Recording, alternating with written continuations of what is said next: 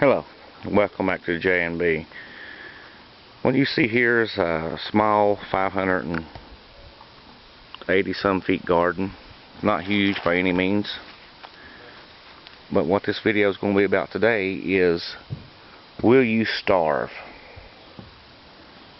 And I planted everything here in the sign of Gemini, with the exception of those last 3 rows and the 6 raised beds over there.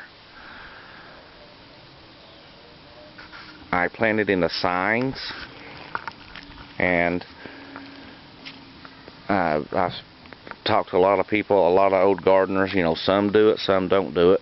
The only thing that they do plant in the signs is potatoes, and that's in the dark of the moon, root crop or what have you. But as you can see here, they're coming on real good, coming in real thick, thicker than I planted. I've always been told if you plant in the sign of Gemini that you'll get a double harvest, you know, with your cucumbers and green beans and such. Well, that's holding out to be true thus far, although, you know, still got a long way to go. But, you know, my zucchini and squash, I mean, it's 2 foot tall, got blooms on them.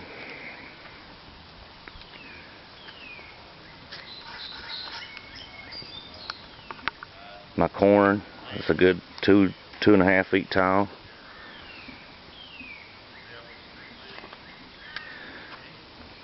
My tomatoes here, now this is my opinion and my opinion only. Tomato plants is a garden waste. Well, let me rephrase that.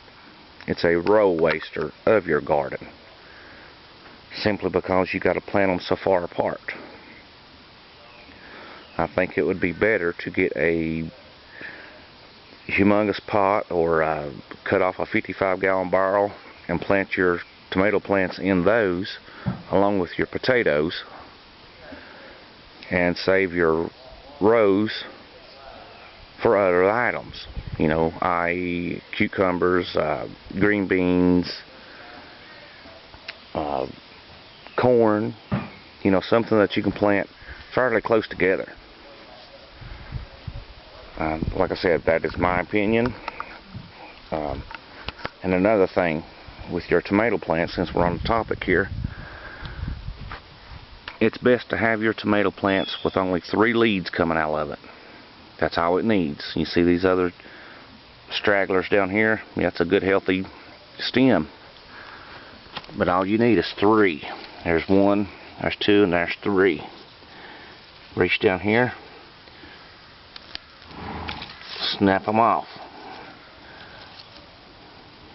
You don't need them. And you're not going to kill your plant. You just need 3 main leads. That's all you need for a tomato plant. You do this with every tomato plant you got. There's 1, there's 2, there's 3. These other 3 here is coming off.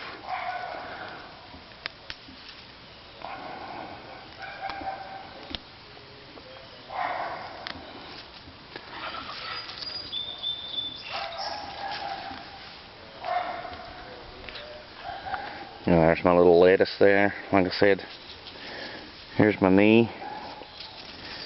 That's even with my knee, the corn here. Now, this row of corn here was planted from a seed not too long ago. You'd have to go back and shuffle through the videos of my corn from here over, even with the raised garden bed over there. The chlorine pretty much killed my entire garden, so I went and got spring water. I have put 1 compost tea on this garden, and I've been watering it with the spring water ever since. And as you can see here, the last time we was here, there was nothing in the green bean section there in this column here, nor the lettuce up there. They was peppers, the purple pepper, and you know, these peppers, and those 3 runners. Now this little onion here is not doing any good because that's the multi-row. But my everything else is doing real good. I got to stake my tomato plant back up there. I just seen him fail.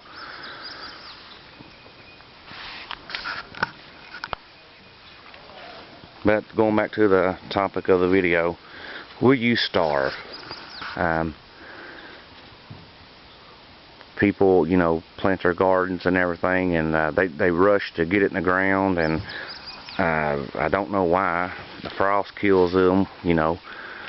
And this is depending on in your climate or your region. But we usually do not put anything, and I kind of jumped the gun myself. We usually do not put anything in the ground before the 15th of May. Simply because that 10th of May cold spell. And if it thunders in February, it will frost in May. So keep that in mind. So let's walk out to the other garden out front.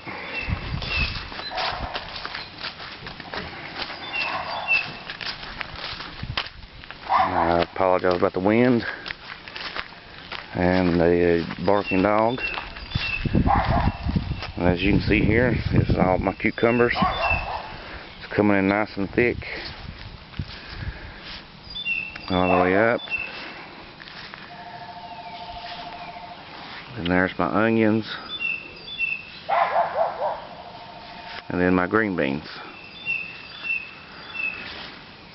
I did lose my peppers in the last 2 rows simply because of the nicotine on my hands. But thank you for watching.